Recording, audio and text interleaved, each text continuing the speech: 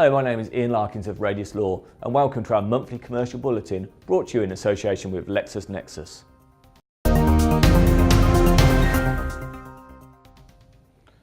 We last reported on the Bevis case in June this year. As you may recall, this case concerned an £85 fine for overstaying the permitted time in a car park. Bevis had argued that the fine was a penalty charge and therefore unenforceable.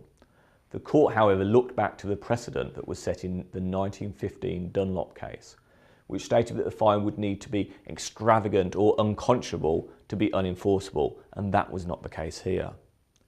When we reported on the Bevis case, we gave a warning that there was no reason why the same logic would not be applied to contracts between sophisticated commercial parties, and this has now been confirmed in the recent L. McDessie case.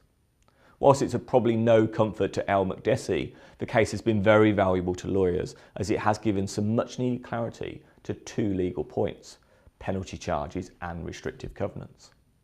In this case, the seller sold its advertising and marketing business. The payment was to be made in stages, but included a provision that stated the seller would not be entitled to the later payments if he breached the restrictive covenants, and instead would have to sell at net asset value. It was accepted that he did breach the covenants. L. McDessie argued that the restrictive covenants were not enforceable as they had the potential to apply for over 8 years post-completion, and the consequence of breaching the restrictive covenants was a penalty charge and therefore unenforceable. L. McDessie failed on both counts. The court was clear that the parties to a contract are free to agree any reasonable period for restrictive covenants. It should, however, be noted that this would be different if this was an employer-employee case or if the UK or European competition rules applied, which they did not in this case.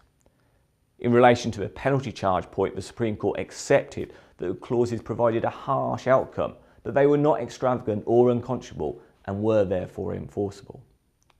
Now, whether the same logic will be applied to other agreements will be fact-specific. It is notable in this case that the agreement made it very clear that goodwill was of critical importance to the deal and that the parties were both sophisticated and acting with the benefit of legal advice. The High Court has clarified the principles of legal advice privilege in Property Alliance Group v. the Royal Bank of Scotland 2015. It is accepted that in most cases legal advice between solicitor and client are privileged and therefore not disclosable. But what about documents that are prepared by solicitors but not actual legal advice? In this case, Clifford Chart solicitors had been retained by RBS to provide advice, but also acted as an administrative support, attending meetings and producing updates from those meetings. Whilst it is acknowledged that simply because the minutes of a business meeting are taken by a lawyer, privilege will not apply, the court has confirmed that privilege will attach to all documents that are part of a necessary exchange of information of which the object is the giving of legal advice as and when necessary. Now, as this case involved regulatory investigations in multiple jurisdictions, it was accepted that the purpose of the updates were to provide a comprehensive and up-to-date summary of developments in the regulatory investigations and that the administrative functions of Clifford Charts were being provided as an integral part of the provision of legal advice and assistance. Accordingly, the documents were privileged. The Sentencing Council has issued new sentencing guidelines on the sentencing of organisations or individuals convicted of corporate manslaughter, health and safety, and food safety and hygiene offences. Previously, there was limited guidance available, leading to a lack of consistency and arguably unfair results. The guidelines will result in some cases in offenders receiving higher penalties than previously, particularly large organisations convicted of deliberately breaking the law and creating a high risk of death or serious injury. The guidelines will come into force on the 1st of February 2016. We reported last month on the shock news that the Safe Harbour arrangement had been declared invalid. The scheme had allowed for the safe transfer of personal data to the US companies that had signed up to the Safe Harbour scheme. The European Commission has now published guidance on what companies can do to make lawful transfers of personal data to the US. Regretfully, the guidance does not offer anything beyond the alternative options that had already existed, but it is understood that negotiations between the EU and the US are proceeding at a fast pace, and that Safe Harbour version 2 is expected to be available by the end of January 2016. Now, whilst there are no guarantees, we have also seen reassuring words from data protection authorities that they are still not minded to start taking action against any businesses that may now be technically in breach of data protection law as a result of this ruling. At the end of October, it was reported that 2,000 employees were suing Morrisons supermarket following former employee Andrew Skelton illegally sharing bank, salary and national insurance details of almost 10,000 employees. We wait to see whether this case will be successful or not, but it is a stark reminder of the importance of corporates implementing measures to protect both against external and internal threats. A recent case has demonstrated that there is scope to refuse a Subject Access Request, a SAR. SARs under the Data Protection Act allow a person, the data subject, to obtain most of the data that an organisation holds about him or her for a £10 fee. Now, in this case, a law firm, Taylor Wessing, was asked under a SAR to produce all documents relating to the claimant in a court case where they were acting for the defendant. Taylor Wessing relied on the disproportionate effort exemption, which permits data controllers to avoid carrying out a search where it is not reasonable or proportionate for them to do so. In this case, there were over 30 years of documents. Other arguments were also advanced, including that the documents were covered by legal privilege and that documents were not computerised or held in a relevant filing system. The court agreed that it would require disproportionate effort. The court also noted that the motive was relevant and stated that the purpose of the SAR was not to aid a data subject in obtaining documents that could then be used in litigation.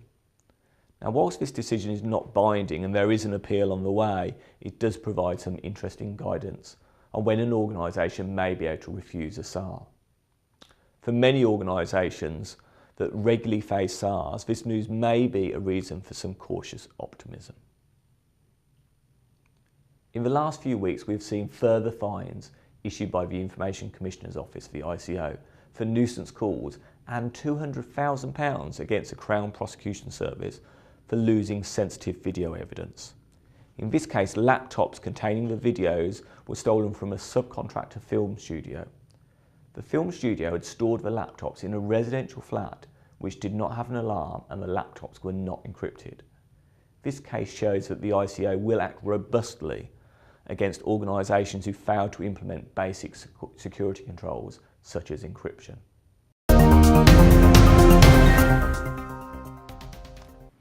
The Employment Appeal Tribunal, the EAT, has held in Hyde Housing Association v Layton that there will be no transfer of employees under the Transfer of Undertakings Protection of Employment Regulations of 2006, otherwise known as TUPE, unless there is a complete change of employer away from the transferor.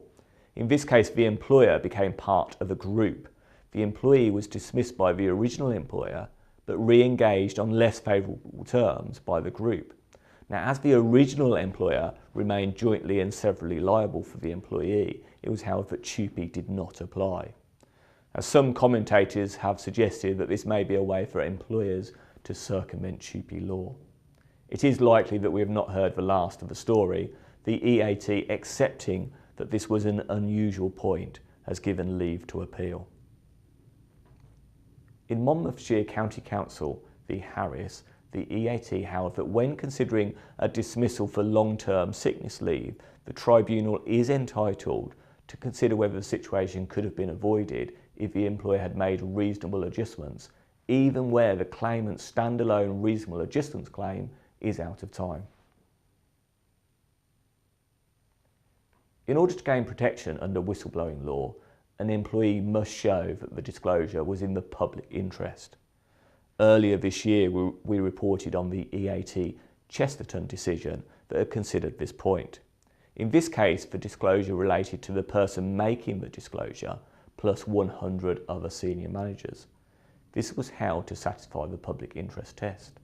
In the last few weeks, we have had the Underwood v Wincanton decision.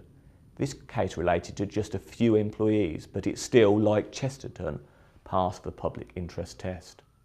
Now, although Chesterton case is subject to an appeal, it does seem clear that the public interest test is a low threshold.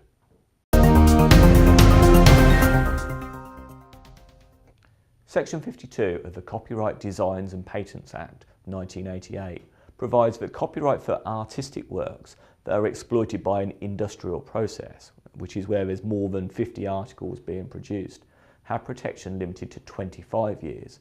This is significantly less than other artistic works that have protection for the author's life plus 70 years. Now, following a European Union decision, it has been accepted that Section 52 will be repealed in order to create consistency of copyright protection. The government had initially set a repeal date of April 2020 to allow time for businesses to adjust, but following a legal challenge is now consulting on a repeal date of April 2016. The consultation will close on the 9th of December. We will keep you updated once we have a final date. Now, clearly this is good news for designers of products that have suffered from other manufacturers making copycat products.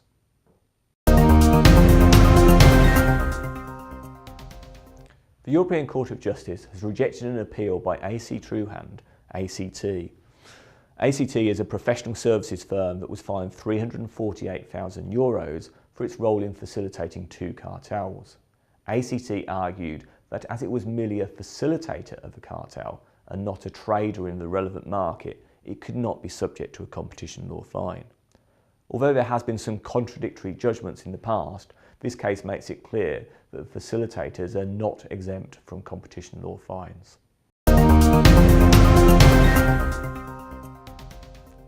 We have previously reported that the Modern Slavery Act requires businesses with a turnover of at least 36 million to produce a slavery and human trafficking statement. On the 29th of October 2015, guidance was published to clarify what the government is expecting to see in these statements. We've included a link to the guidance in the written version of this bulletin, and it is available on the government's website. Now, due to transitional arrangements, the first businesses that will be required to produce such statements will be those with year ends of the 31st of March 2016, and they will have 6 months to produce the statement.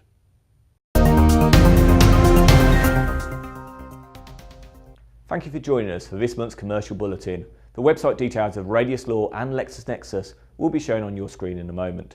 Please feel free to contact me if you would like more information on any of the topics covered. And if you've not already done so, you can get access to more content with Lexis PSL. Please don't hesitate to contact my colleagues at LexisNexis to request a free trial. Any other feedback on our bulletins is, of course, also welcome.